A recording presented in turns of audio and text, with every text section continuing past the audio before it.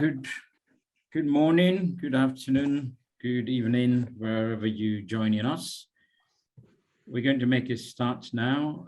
Can I just say that this is being recorded for the purposes of documenting our research activities, but also for marketing purposes. So videos will be edited and put on YouTube.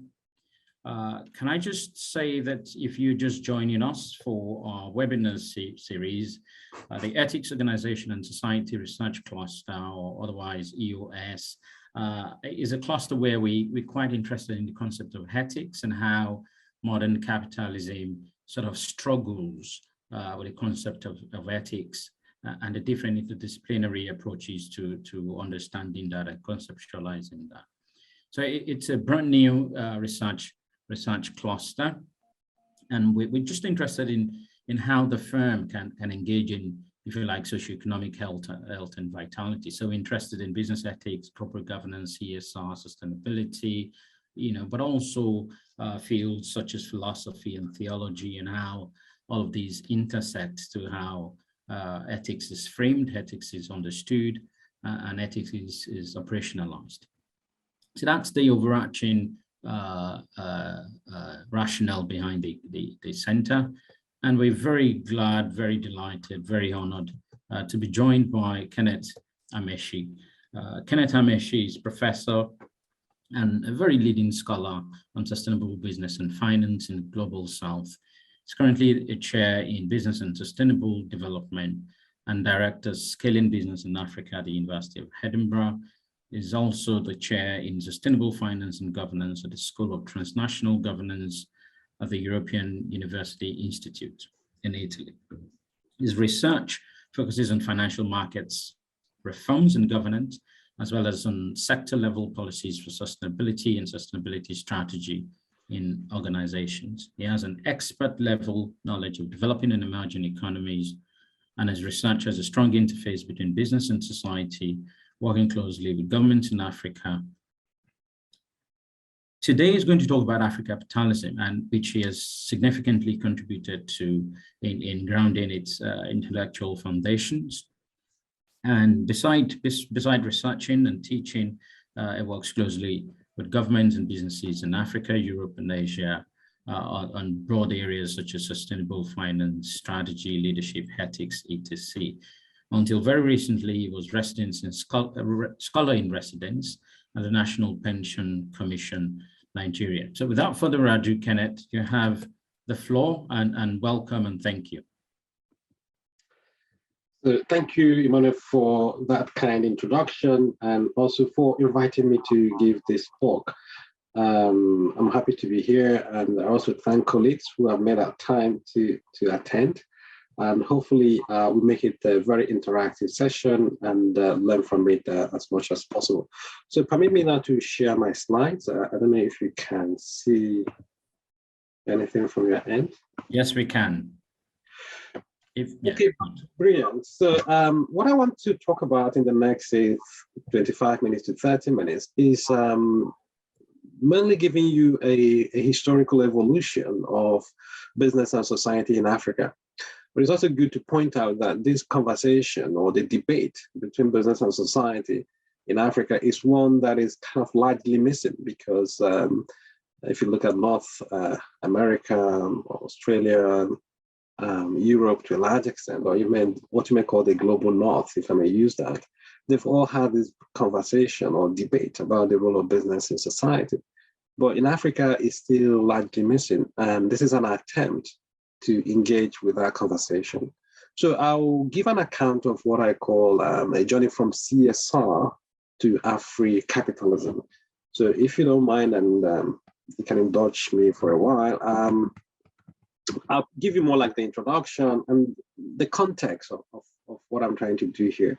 And also the attempt I've made with colleagues to re-theorize Africapitalism. And then we explore the implications and then have time to discuss.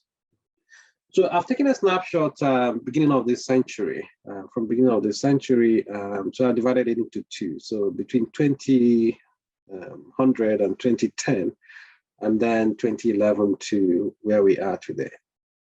So for those who might be conversant with the literature on CSR in Africa, when Visa wrote a piece, I think it was 2006 or thereabout, where he looked at CSR in Africa and came to the conclusion that philanthropy was very dominant in the understanding. And he literally tried to invert Carroll's pyramid, the kind of famous pyramid that put philanthropy at the top. He turned it upside down and said philanthropy, it should be at the base of our understanding of CSR in Africa.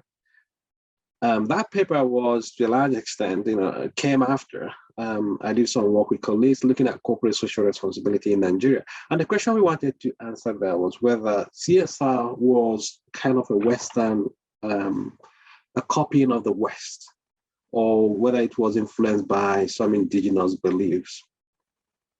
We came to the view that, yes, there was a bit of copying, but it was also informed largely by indigenous beliefs, especially the idea of almsgiving, charity. And then CSR was largely framed as philanthropy. Right? So you found organizations, say for example, Zenith Bank, at that point in time, they had what is what's called Zenith philanthropy. So they didn't even sugarcoat it with any kind of fancy word of saying CSR. So they called it Zenith philanthropy, signifying or giving credence to this view that CSR then was likely seen as philanthropy. It was also about the same time that MTN came into Nigeria. MTN is a telecom firm in Africa. I think the home country is South Africa. Around the time 1999 to 2000, 2001, there was major telecommunication reforms in Nigeria that allowed private actors to play in the space, and MTN came from South Africa. Part of the thing that MTN came with was the idea of, again, CSR as philanthropy. So they set up an MTN foundation.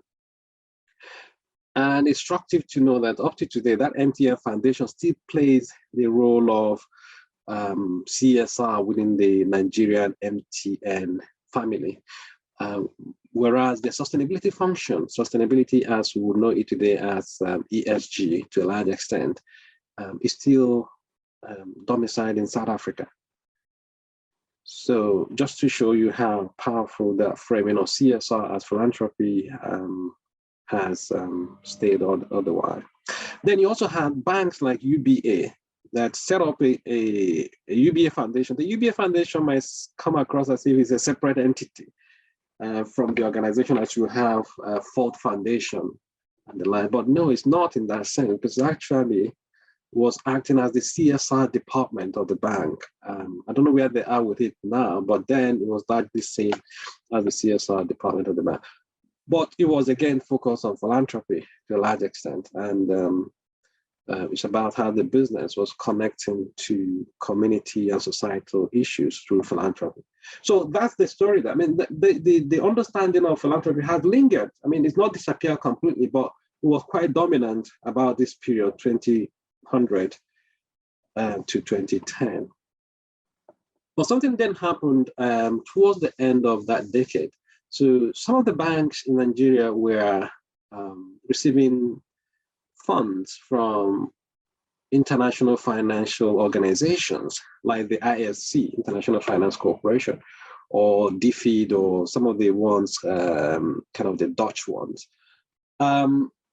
But these institutions, financial institutions, we are asking them to raise their game or conform to some standards. You might think of the Equator Principle, for example. So some of these banks thought that they might be disadvantaged if they were drawn to those standards, whereas others were not asked to compete based on the same standard. So they lobbied the Central Bank of Nigeria in a positive sense, and then came up with what is now known as the Nigerian Sustainable Banking Principles. So back in 2012, the Central Bank of Nigeria issued a circular to all banks, discount houses, and development finance institutions to abide by a set of principles that are largely on sustainable banking. And it applied mainly to how the banks related to sectors like oil and gas, agriculture, and power. So that in itself was a defining moment, because the banks literally were co-opted into the governance of sustainability. And they did that through their lending practices. So you can, if you go to a Nigerian bank now, and you're a manufacturing firm or an oil and gas firm, they will then expect you to meet certain conditions that are tied to the ESG. They also, within that period, had the rise of the adoption of standards like the GRI, Global Reporting Initiative. Many of the organizations in Nigeria now, especially the big firms, would report against the GRI standards. And within the same period also, you have the Sustainable Development Goals. And on the institutional side, on the academic side, the Lagos Business School, which is part of the Pan-Atlantic University in Nigeria, was also very instrumental in driving the understanding of sustainability from the broad sense. So it started initially with what was known then as the Etisalat Center for Corporate Social Responsibility, but it changed names over the period I'm looking at here, that today is known as the Lagos Business School Sustainability Center. So this is very important, because you can see now where I'm coming from, the idea that CSR was largely seen as philanthropy, to where we are today, where it is being described in a broad sense of corporate sustainability. It has not been an easy transition. Right? So I remember then when we were talking about sustainability, many companies in Nigeria, or even CEOs, would be cynical about it. So, sustainability was seen as a constraint. Sustainability was seen as an imposition by developed countries. So there was this view that, oh, they have developed and they don't want us to develop. And when you speak to them about the need to pay attention to the environment, they need to pay attention to societal challenges, they would argue that capitalism never paid attention to those. And they can point to clear examples, either in Europe or North America. And even recently, they can speak to say, well, see what has happened in China. China has lifted a lot of people out of poverty. And that's the sign of economic growth. So in other words, economic growth comes before sustainability. And the thinking then is that African countries will need to develop first economically, grow economically before thinking about sustainability. So the idea that sustainability and growth, economic growth, can go hand in hand wasn't really appreciated. And when you point to the fact that China now has a problem with environmental issues, think about the pollution, the smog, and things like that. Some of them might come back rhetorically to say, well, but isn't that a good problem to have? So you solve poverty first and then have environmental problem. It's a good place to be.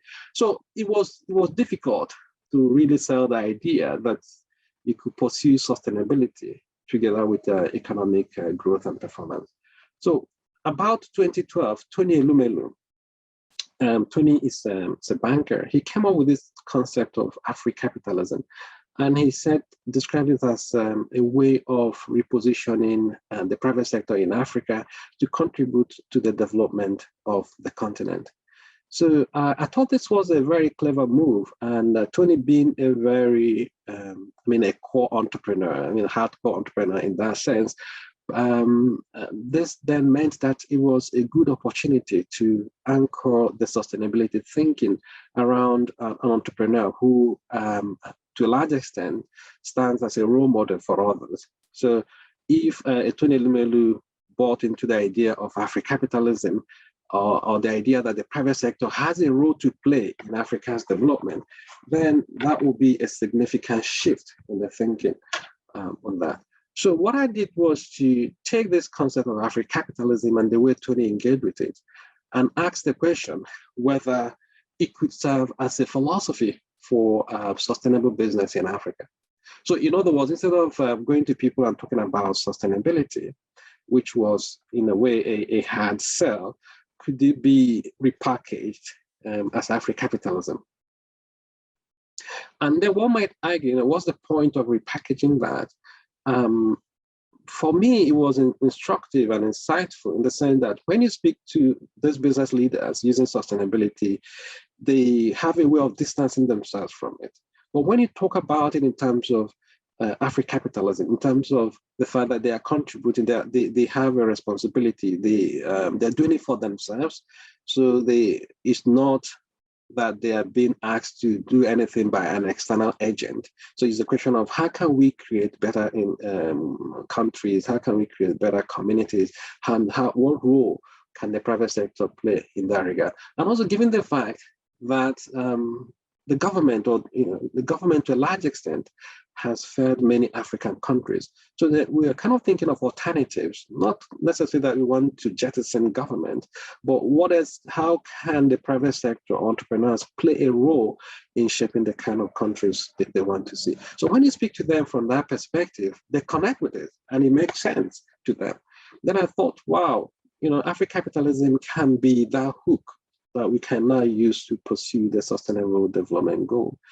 And for me also, it was a revealing moment in the sense that it confirmed what behavioral economists or people who look at behavioral finance have been talking about, the role of emotions and sentiments in economic decisions and business decisions. So it's not just completely a rational thing.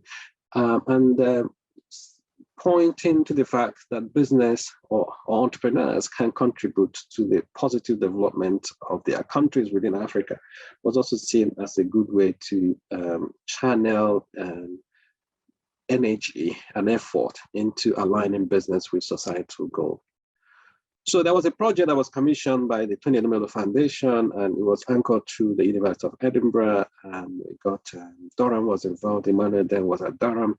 And they worked with, partnered with a business school in Ivory Coast. So what we did was to get some business schools in the UK, in Canada, we have York in Canada, then work with business schools in Africa to explore this concept. One was to define it, articulate it, what it might mean. And then the other is also to look at practices. So when we went out there, we didn't call the practices Africapitalism. People did things that were not necessarily called Africapitalism, but we're trying to piece certain practices together to see how they reflect what we are thinking in terms of the theorization, which we see in a minute. So we first published this paper. This was, I think it was 2015 or so, as a way to stabilize the conversation. And so a way to draw in scholars. I would say it was a bit of a difficult paper in the sense that people questioning, what is Africapitalism? What is the contribution to the literature? Why do we need a new concept of this nature? And what literature does it speak to? But we managed to get it published, and it started the conversation. We also had another book, probably by Cambridge University Press, and then another one that was published by Routledge. So these three papers, publications, in a way, helped to invite others and colleagues into the conversation. But from a theoretical perspective, the question might be, what is it that we're trying to do, and how does it fit in with the literature, which is where the contextualization comes in. The first literature we thought would help in this view is the one that focuses on institutions, organizations, and varieties of capitalism. Because the point there is that capitalism is not the same across the world. As much as we have an understanding of capitalism as accumulation of capital, it is done in different ways in different countries. So the UK version of capitalism is different from the US model. Albeit Holland Soskis will classify them as the liberal market economies, whereas the German side, they call the coordinated market economy, which might also be different from the Scandinavian approach to it. So it is within this conversation that we thought there could be something in there for us to rethink capitalism and the practices associated with it in the African context. There's also the literature on national business system, which obviously builds into it. But part of this also, and what gave us the confidence to look towards varieties of capitalism, is the fact also that comparative institutionalism has been used also to articulate CSR in terms of the differences in CSR practices across different parts of the world. So the work by Dick Martin and Jeremy Moon in 2008 in the Academy of Management Review that looked more, that tried to explain CSR practices between European countries and the North America, is the view that CSR has, in some instances explicit, in other instances is implicit. And they use the institutional theory, national business systems, perspective, varieties of capitalism to explain it. So, so our take on Africapitalism draws from this literature to anchor it in existing conversation. The other element or the other leg of the literature we are drawing from is the one that talks about the firm as a development actor. As you would imagine, the development space to a large extent is dominated by the state government, nation states, as well as international organizations, whether you're looking at the United Nations or some international NGOs and so on and so forth. So the private sector to a large extent was seen more as a secondary actor, so to speak. So the firm is there, the firm makes profit, creates jobs, and so it's more like the trickle-down effect. You have companies and they do all these things. But the firms were not necessarily, or the business sector was not necessarily positioned as a proactive development actor. But the literature is also changing and beginning to recognize business as a development agent. And if you think about the sustainable development goals and how they were developed, the private sector was very much carried along compared to the development of the Millennium Development Goals. So we are drawing from this literature that says that private sector can be part of development and contribute positively to it. So the idea that businesses can move from being just a development tool to a development actor. So I've given you two instances in terms of the connection to the literature. The first one is the Varieties of Capitalism, Comparative Institutionalism. The second one is the firm as a development agent. But there is also a third strand, which is the idea of discursive institutionalism. It's part of the institutional theory in a broad sense. But here it talks more not about practices, because some institutional studies or comparative capitalism are focused on practices. So you work from practices, then you go back and then theorize. But the discursive institutionalism led by scholars like Vivian Schmidt talks about how discourses themselves can inform and shape practices and then become institutionalized, right? So, and this is not new in management scholarship. In 2004, Phillips, Lawrence, and Hardy wrote this piece on discourse and institutions. And there they came up with the idea that discourse can inform actions through text, and text then, text themselves contribute to discourse, and then through the discourse you have institutions inform action. So it's more like a continuous process. So you can think about classic texts in the history of mankind. So whether you're looking at the Bible or the Quran and also the Magna Carta, so how these texts in themselves have given rise to certain discourse, and the discourse in turn informed institutions and then action. So it's kind of a continuous movement. Then I use this thinking to explore the role of the IFC, the International Finance Corporation, in their promotion of sustainable finance. And so if they had the 10th anniversary, they're currently doing the 10th anniversary of the Sustainable Banking and Finance Network, which is a means that the IFC is using to define and promote sustainable finance around the world. The European Commission also have come into the space. They started with the idea of sustainable finance taxonomies, and now they're thinking of reaching out to other parts of the world with that. So you can see how non-champions, in a way, create discourse and use the discourse to shape institutions. And that's basically what we're trying to do here. So if you bring the three strands of literature together, you can argue that Africapitalism is a discursive approach to private sector for development. So at the moment, it's a discourse we are trying to mainstream. but a discourse that is also informed by sustainability thinking. So if you look at the original understanding of Africapitalism, Tony, in his work, talks about the private sector's commitment to economic transformation of Africa. But he also says it's about a generation of private sector entrepreneurs who have the vision, the tools, and the opportunity to shape the destiny of the continent. For him, it was, if you read his white paper or whatever you call it, Africapitalism meant a lot of things. There were a lot of ideas there competing for attention, whether it was economic patriotism, bottom of the pyramid, catalytic entrepreneurship. But we knew that if Africapitalism was that scattered, it becomes quite difficult to get into the literature and then run from there. So that's why we engage in the act of retheorization.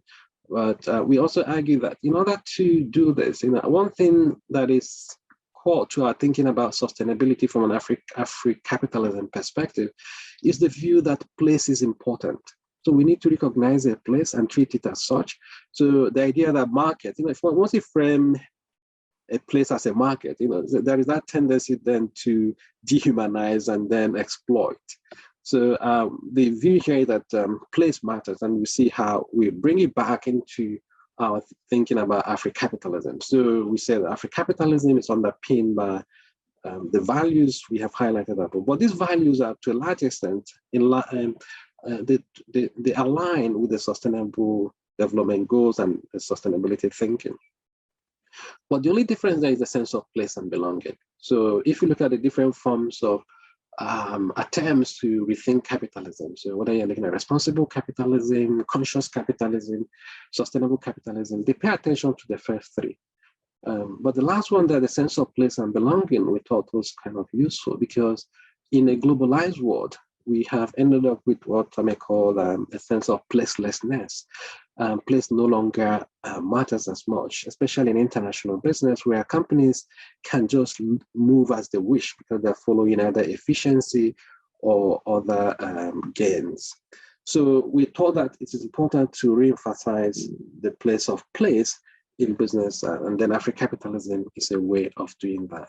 So if you put it that way, then Africapitalism is more like an orientation that informs, of course, the orientation informs the discourse as well.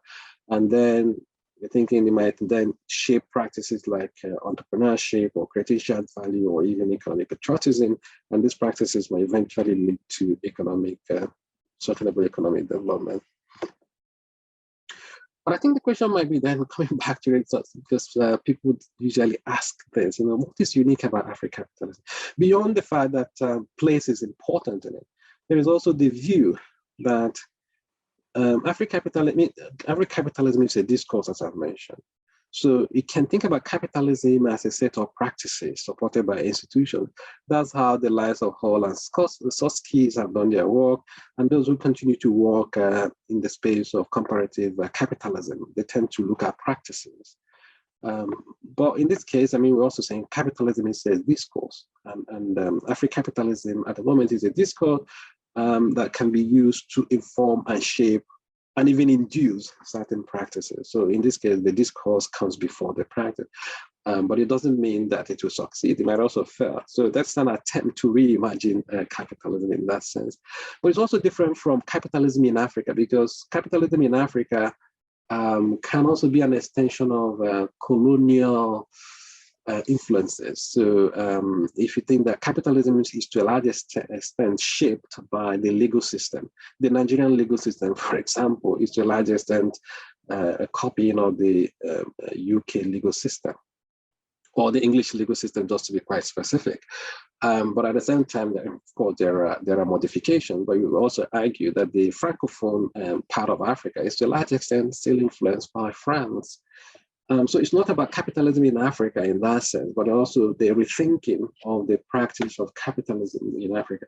And if it works, who knows, it can also go beyond Africa to speak to global capitalism. And so I've given talks to people in China and India. So if and they recognize some of the tenets mentioned there. So what then does it mean for business in Africa? So we hear about Africa rising, and then in different times, different outlets. But But the key question now is, what type of businesses and entrepreneurs does Africa need? And we think that the sense of Africapitalism can help answer that question. But we also find that there are different concepts out there too. The Amalgamated Bank of South Africa came up with this concept of Africanacity. And what it does, and the way we look at it, is that African companies are beginning to create their own narratives to explain the things they are doing. And if you look at most of the management practices in Africa have largely come from outside. Yes, we can talk about the Ubuntu or M-Pesa, but we need more of African voices and contribution to management in innovation. And Africapitalism, we argue, is one attempt to do so. And for those who might be aware, I mean, you now have the African Continental Free Trade Area, which is also an attempt for Africa to constitute itself as a space for economic transactions, a kind of defined market. And if companies are, one of the ways the African Union is also thinking about is that we need big African companies, what they call the Afro champions. And the Afro champions are large businesses that can take advantage of this continental free trade area. Because if that doesn't happen, you may find multinationals from outside Africa coming into sight in Africa and take advantage of it. But we're there arguing that for these Afro champions to work, they also need Africapitalism. And again, you can see how the discourse is kind of helping to shape some of the things happening. For the interest of time, I won't go into this because here I'm looking at, well, you have a talk in Africapitalism as a discourse, but how then does it translate into practice? I'm currently advising a state government in Nigeria, and we are doing the industrial policy. And one of the things I'm trying to do there is also use Africapitalism as a way to frame the industrial policy. That way, you can see action come into practice.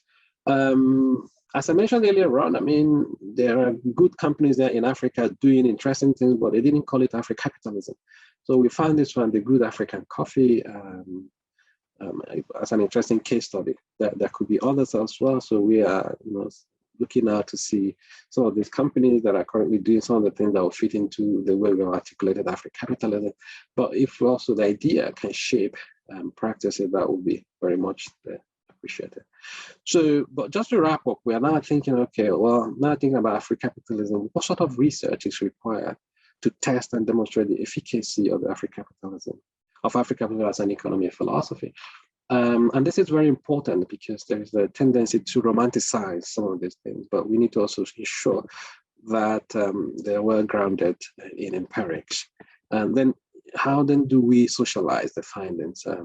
I know, but beyond also the idea of testing the Africapitalism concept, there's also space for critique. And I know Emmanuel and his colleagues have also engaged in that idea of critiquing it, with the hope that the criticisms would also open up other spaces for the reconstruction of the concept.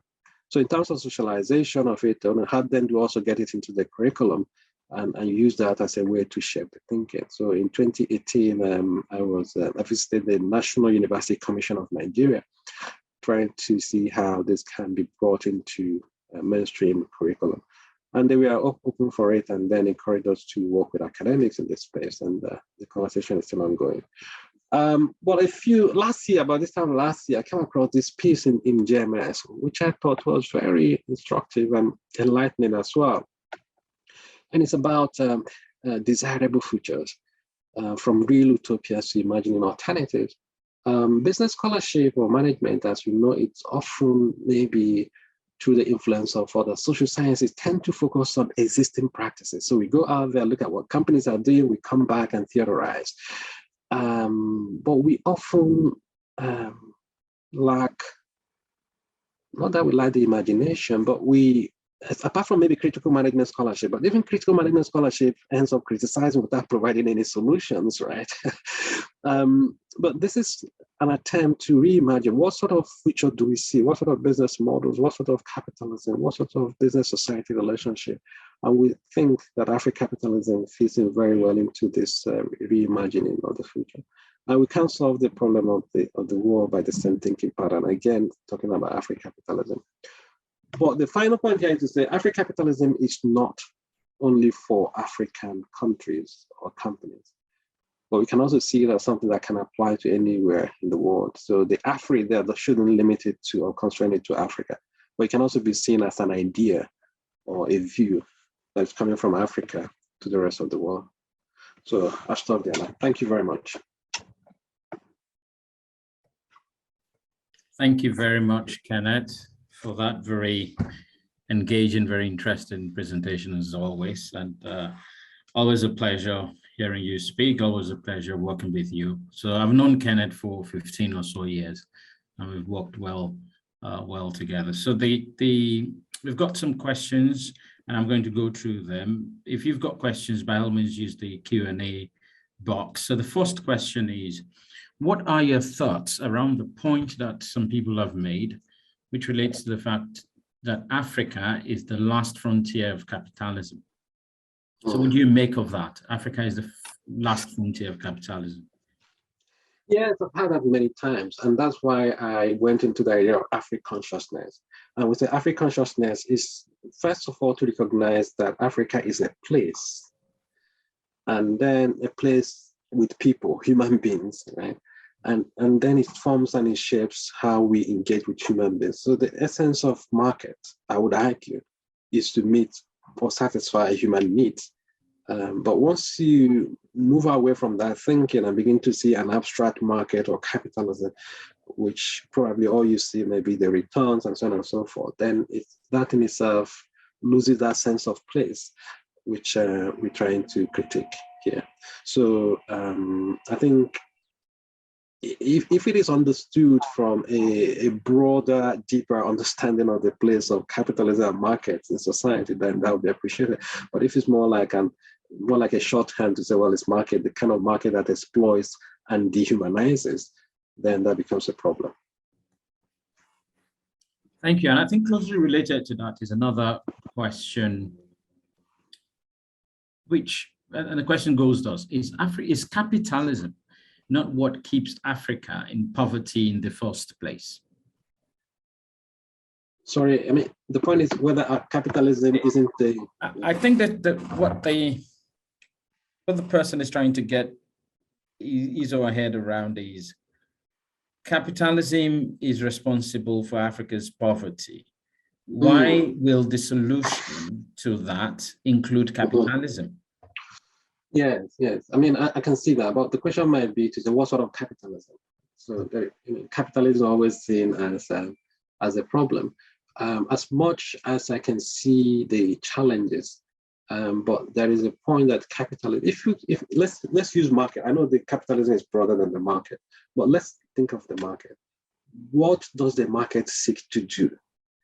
So the same can also apply to capitalism. What does capitalism seek to do? So if you say it's accumulation of wealth, but how is wealth accumulated? I mean, but it's also about values. It's also about goods and services.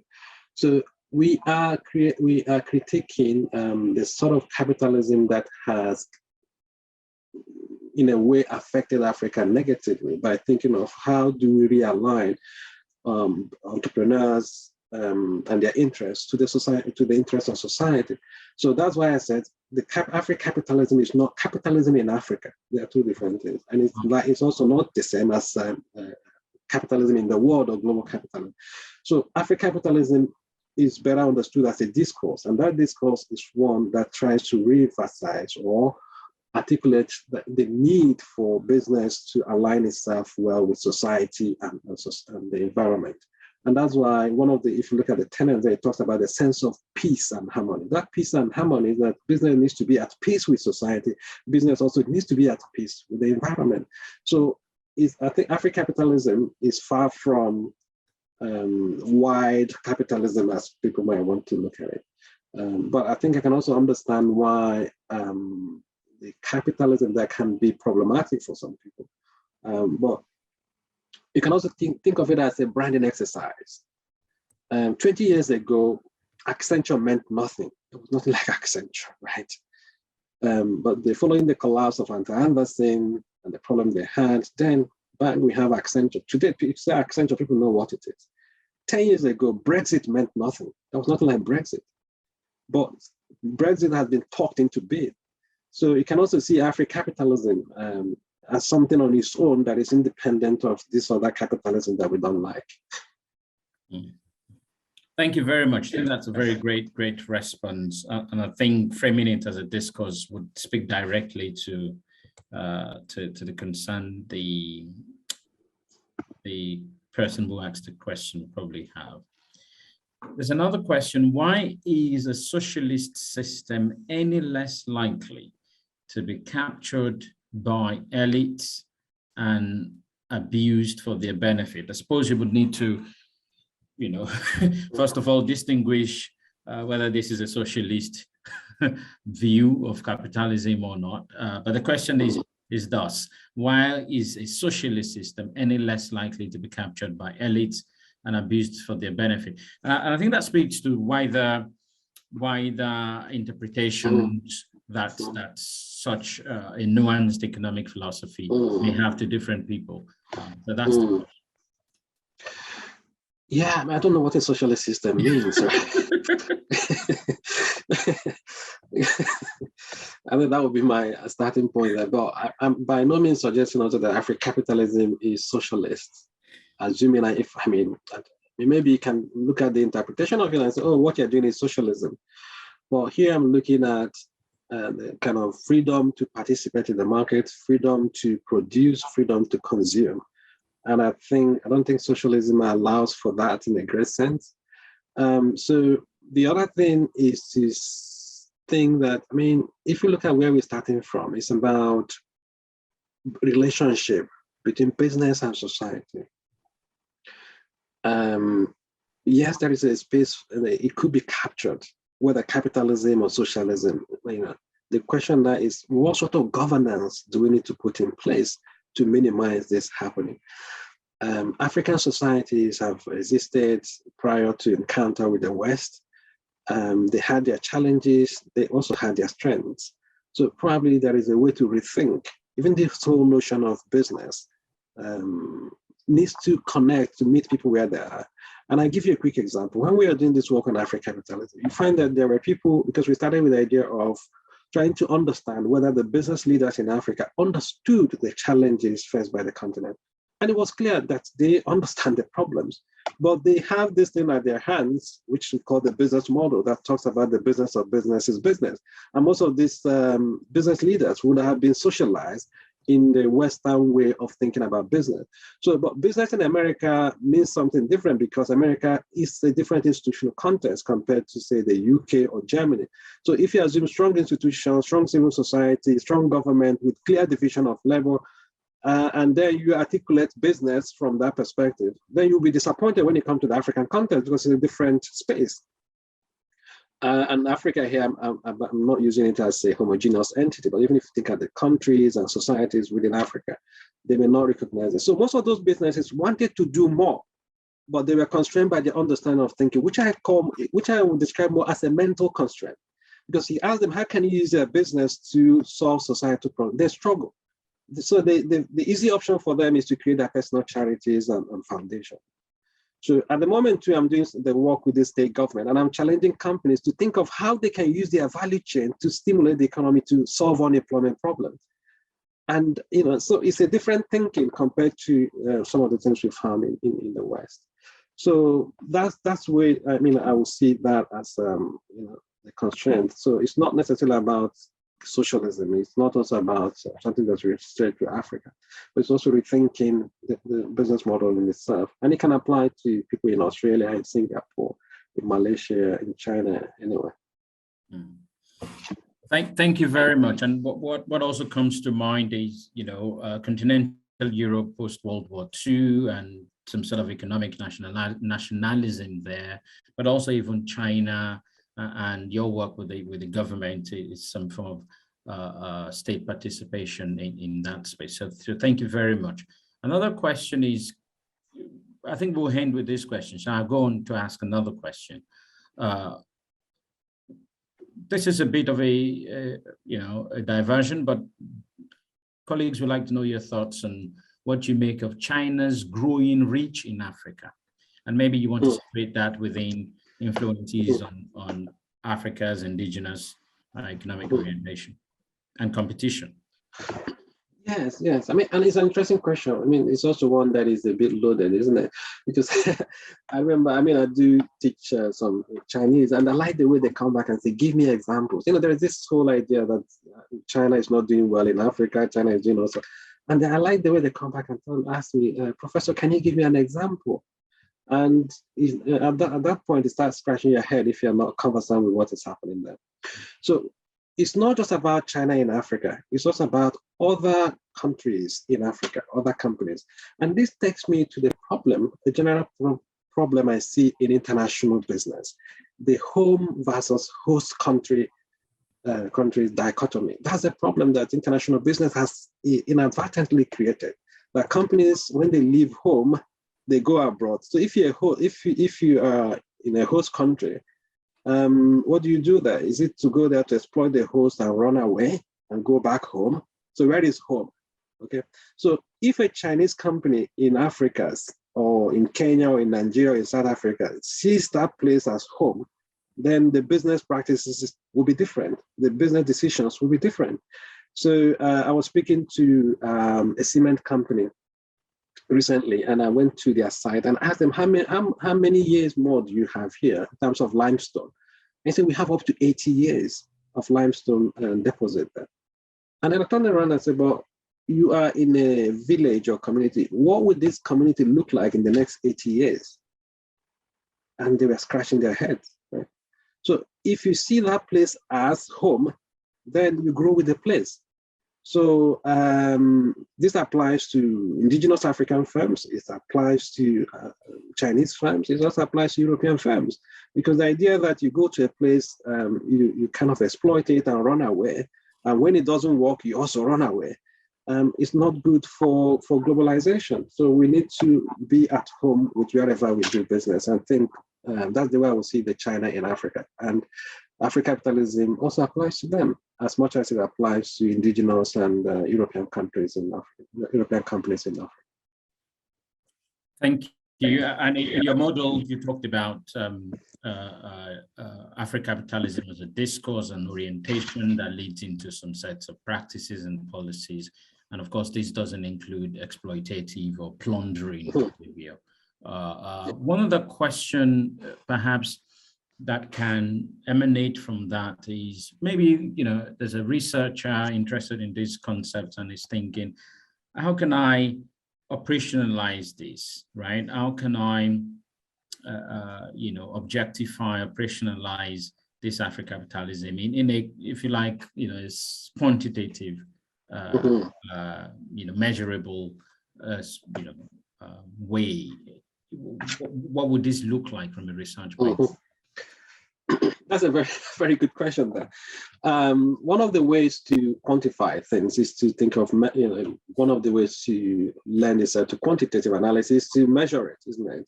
Mm-hmm. So one of the things we are thinking of doing, and when I say we, I'm kind of inviting also others who are interested, we set up the Africapitalism Research and Policy Network.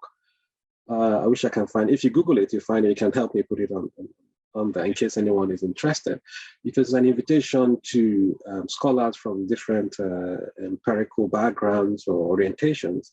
And if there are ways you can help us quantify what we mean by sense of place, for example, that would be very much appreciated. If there is a way you can help us quantify what you mean by sense of peace and harmony, that would be great. So those things will need to be quantified first before then they can lend themselves easily to quantitative analysis. But at the same time, we can also work with proxies, right? So companies that have X, Y, Z. I know, Emmanuel, you've done a lot of work on corporate governance. So what aspects of corporate governance will lend themselves well to Africapitalism? That then becomes a way to start developing this idea. I know even when CSR started, people said, how do you measure CSR? So you had the likes of KLD come up to fill that gap. Even the ESG thing now, people ask, well, how do you measure ESG?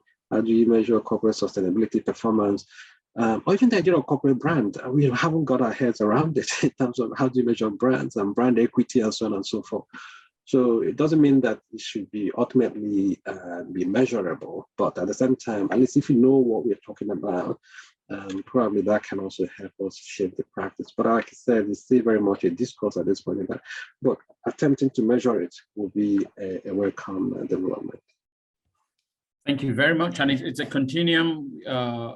We've worked on these, I think, since 2013 actively. Yeah. It's almost 10 years now. And of course, that has led to significant output in forms of books and articles, but also it has generated interest. I think in the journal, in the African Management of Journal, African Journal of Management publication, your paper with Idemudia was the most cited in the first year or so of the article. So it is very an interesting concept that would encourage colleagues to see a way of contributing to and expanding their own work. I think you can wrap up with this question. It's a bit of a broad question, which is, can capitalism ever deal with the vast inequalities that exist in the world today? Yeah, that's talking to Piketty's book, isn't it, on capitalism and inequality, and yeah. So capitalism, the one we're all trying to reform, will not deliver equality. So, but the whole agenda around sustainability, sustainable development, the SDGs in particular says, leave no one behind. So that statement is very, very important. And leave no one behind means that we're also thinking about being inclusive. So capitalism can be reformed. Capitalism is not beyond human imagination.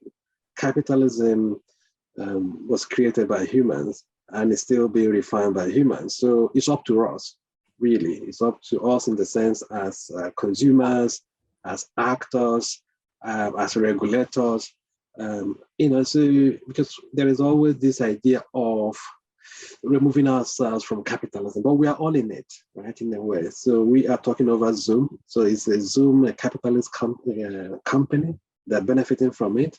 We eat, we dress ourselves, we build houses. So we are already in it. So the question is, and when also we talk about capitalism in an abstract sense, it appears nebulous. But we can bring it down to our consumption and production. So as a producer, don't cause any negative externalities. If you cause a negative externalities, try to internalize your externalities. As a consumer too, don't create negative externalities. So going back to the whole thing we talk about market failure. What are the fundamentals of market failure? Information asymmetry. What happens with information asymmetry? Where the buyer doesn't have a clear understanding of the production cost, and then the producer can charge a lot more. So there you have also blockchain technologies that are trying to make that process much more transparent. You also have rules and regulations against insider dealing or insider trading and so on and so forth. But there's also a question about unemployment. So many countries, especially developed economies, talk about full employment. And but if this is not happening in other parts of the world, how can we make it happen? So think also about the global supply chains, global value chains, who benefits from them? The issues around fair trade and fair compensation and so on and so forth. When some governments introduced the minimum wage, some companies thought it was bizarre. Some people who were thinking about the free market thought there was not, it was not in sync. But the minimum wage made a sense and then had to recalibrate capitalism. So I think we, to a large extent, we can save capitalism. We can make it whatever we want it to be. It's not beyond us. If where there is a will or whatever, when there is a will, there is a way. So that's the way I'll put it there.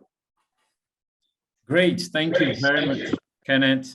Very grateful for presenting, for answering all the questions.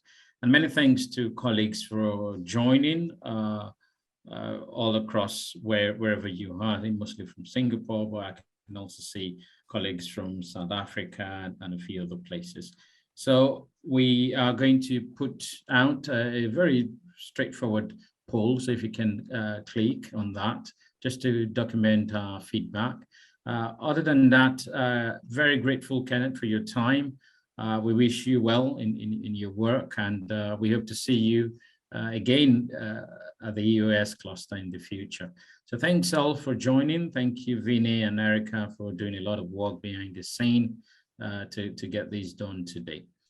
I hope to share with you, Kenneth, a recording of today for approval for marketing purposes. And good luck. Thank you, everyone. Thank you very much. Thanks for the invitation. Bye-bye. All right.